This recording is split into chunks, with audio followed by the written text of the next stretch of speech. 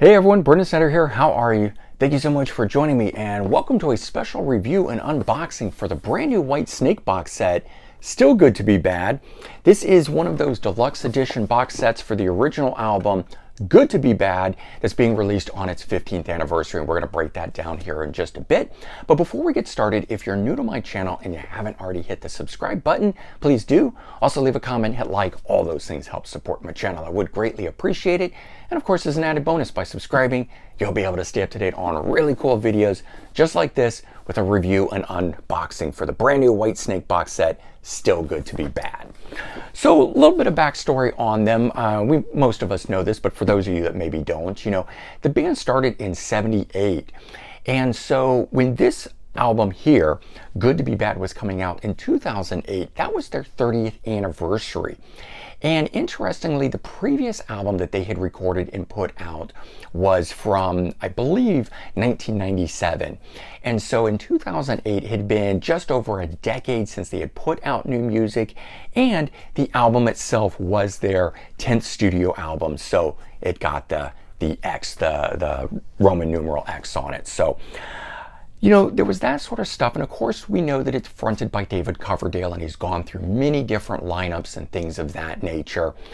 And we've had some crazy, amazing guitar players in it, like John Sykes and Steve Vai and Vivian Campbell and so forth.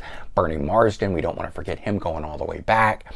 Lots and lots of great musicians, not just great guitar players, but other band members as well. And that's sort of what they've been known for, and the one constant being David Coverdale. But no matter what, it's always sounded like Whitesnake. There's never been an issue with that, and certainly not an issue when we got to this album here. And for this one here, we had a very cool lineup on it. We had Reb Beach coming in from Winger, Dokken, just so many different projects and things of that nature, but very cool to have him. We had Doug Aldridge coming in, who had been in Bad Moon Rising, Lion, recently at the time playing with Dio.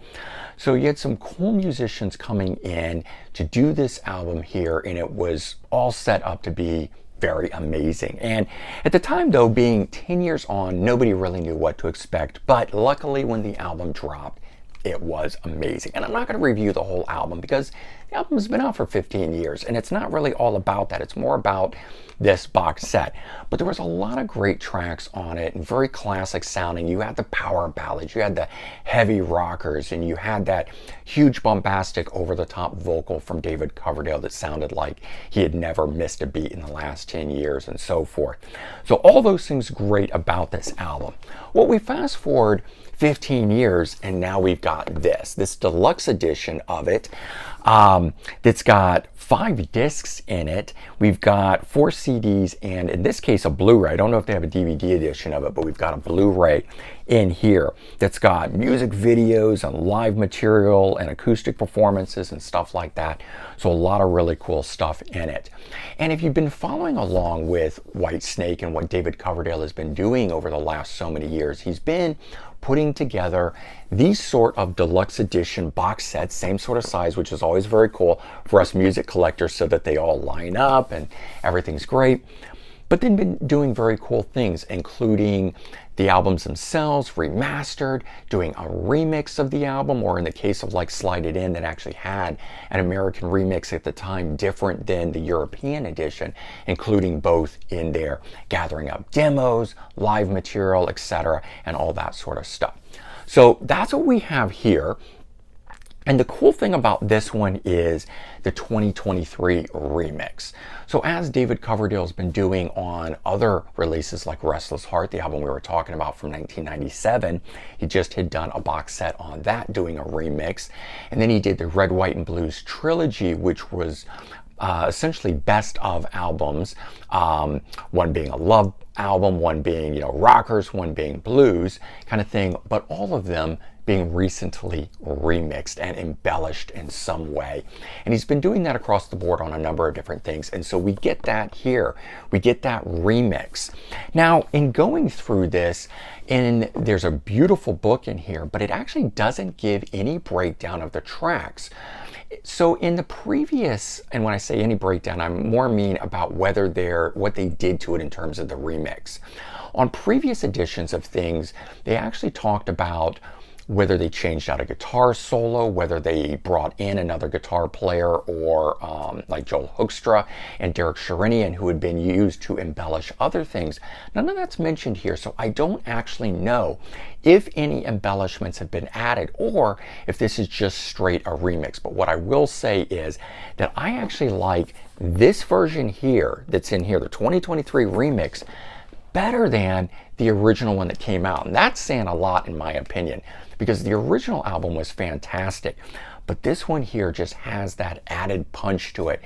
And whereas the other one, I think, didn't quite have the level of production that I would have expected from Whitesnake. Granted, this is 2008, times were different, it wasn't like the 80s. This has much more of that 80s production level, that big bombast, but also that cleaner sort of mix throughout it, that everything seems to just gel a bit better than it did. There's no big wild changes to anything, but there's enough of it that when I put this on, I fell in love with it immediately. Whereas I have to say that not that I didn't love this album, but it just wasn't as immediate kind of a thing. So that's at least what I took away from this here, and there's a lot of other good stuff. But let's go ahead and start opening this up, and then I'll keep talking about some of the other stuff in it. So big, fat, lift top style box, and as you can see, all the tracks are on the back side. And I want to point this out too, that between CD1 and CD2, CD1 being the remix, CD2 being the remaster of it, there's a different track listing between them. So at first I sort of thought, I kind of hate it that you're just listing all the tracks over and over and over in it when they're the same. They're actually not. So that was kind of a cool little realization that the track listing on here, running order, is different than it is on the remix, and then it's different again on the remaster. So even if you own one of these, it's still a little different. The top just lifts right off if you've seen any of these kind of boxes before. And then right on the top, we see that it comes with a poster. I'll open that in a second. We get a tour book in here. We get this nice hardbound book. Pull that out. Nice thick hardbound book. I'm going to thumb through that. And then you've got all of the discs under there. And so first one up in here, the Still Good to Be Bad, as they've titled it, making it a little different than the, yep, there we go. Thought I had it upside down for a second.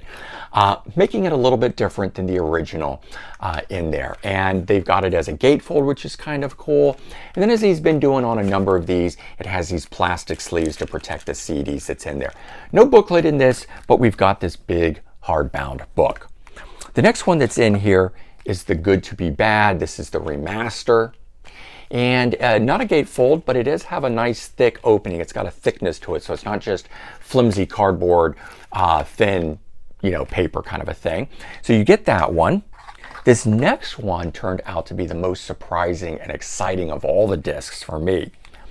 Good to Be Bad, Bad to the Bone, and it's the Alternative Remixes and Versions album. And so this one here, again, I didn't know what to expect from this, but there's 13 tracks on it, and it's all songs that are from the album itself, kicking off with Lay Down Your Love. But it's got these two little asterisks in it, and you look down at the bottom and it says Hook City Harlots, which, come to find out, in the liner notes are 3 or 4 female vocalists that are added to the tracks to really embellish and beef these up. And then look a few more tracks down, there's the Hook City Horns, where they take the song If You Want Me and they add sax, and I forget what other instrument, but another horn to it, and they really embellish that up, and that's a very cool version. And then we go down further, we've got an alternate guitar solo edition of the song All for Love. We've got an unzipped, meaning acoustic version of Summer Rain. And then on here, tracks 8, 9, 10, and 11, Dog, All I Want Is You, Ready for Rock, and If You Want Me. Those 4 songs came from the live album that came out in, I want to say around 2004, give or take. And it had 4 new studio tracks to it. And so on that one, Tommy Aldridge played the drums. And so they specifically designate that Tommy Aldridge plays those tracks and he's the drummer on that. So I don't know if that means then, because they've added those 4 tracks into both the new remix edition and the remastered edition. That's where we get the 15 tracks now of these, because they added those 4 tracks to these. And they don't stipulate on here that Tommy Aldridge is the drummer and not Chris, I think his name is Chris Frazier, is the drummer. So again, there's very little additional information out there. Maybe one of you will know and be able to explain it a little bit better, and that's cool. But either way, it is cool to get these alternate versions plus those 4 tracks here and some alternate, guitar solo and unplugged and that sort of thing. And I have to say, out of all of them, while I love the remix, I've actually really been enjoying this because these are quite a bit different and enough that makes me go, ooh, when I put that on. Then we've got Evolutions, and this is a thing that he's been doing on recent box sets, where he's got these very raw versions, demo tracks, band tracks, full production. And so it's all done as one song, and it might start off as that rough, raw vocal cassette tape version of him and Doug just jamming 30 seconds to a minute. Then it'll kick in with a more professional done demo of sorts. And if it's not the full band version, then it might kick in with the full band version towards the end. But the way that they do it is kind of nice. It doesn't sound like it's jumping around or anything like that. So it's an enjoyable thing. There is some rough moments in it, meaning because you get those very raw early demo cassette, like it's just a cassette recording maybe off a single mic or something. But they don't stay on that too long. And I found that I actually kind of enjoy it. You hear the song growing, which is why they call it the Evolutions. And so that's a very cool thing. And then we wrap it up with a Blu-ray disc in there. It's got music videos and other things going on. So it's got the Ready to Rock and Lay Down Your Love videos that were from that live album. They added them in here along with the music videos that were made for this, as well as a couple other editions that were taken from either, say, live takes and stuff like that. 2008 European tour live performance. Then there's an acoustic performance also from 2008 and a slideshow video that was done for the Summer's Rain unzipped version. And so those are the discs that's in there, but let's now take a look at the tour book. I love tour books, and I actually really like the little ones as opposed to the giant ones you get at the shows that are very hard to find places to store. But very cool stuff, just lots of great photos, what you'd expect from a tour book.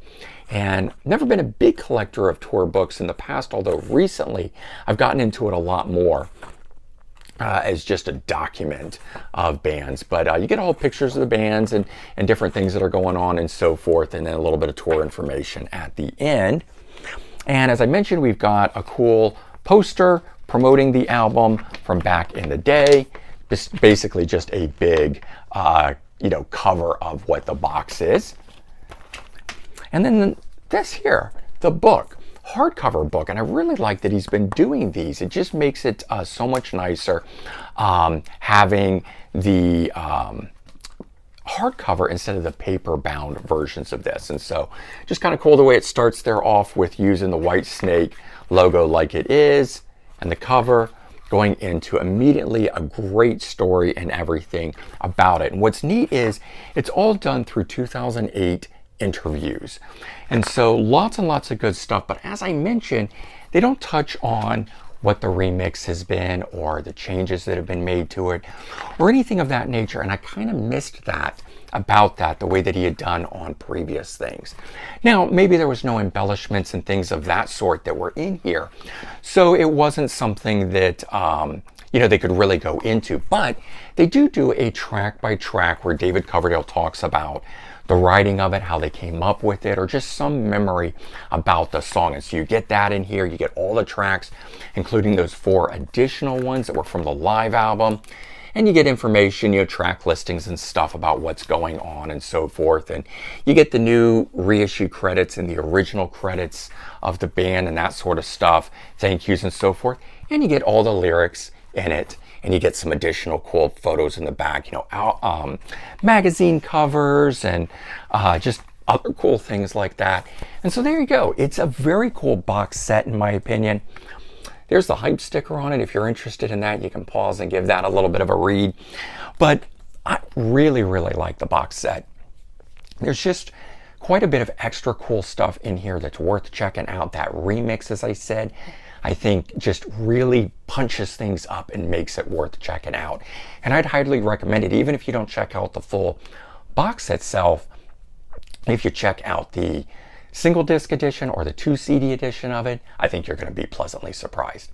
All right, everyone. Hopefully you enjoyed this breakdown, unboxing, and review of the new Whitesnake box set. Still good to be bad. Certainly consider sharing this out on social media, and also remember to comment, like, and subscribe. Take care, everyone. Have a good one, and I'll talk to you soon. Bye-bye.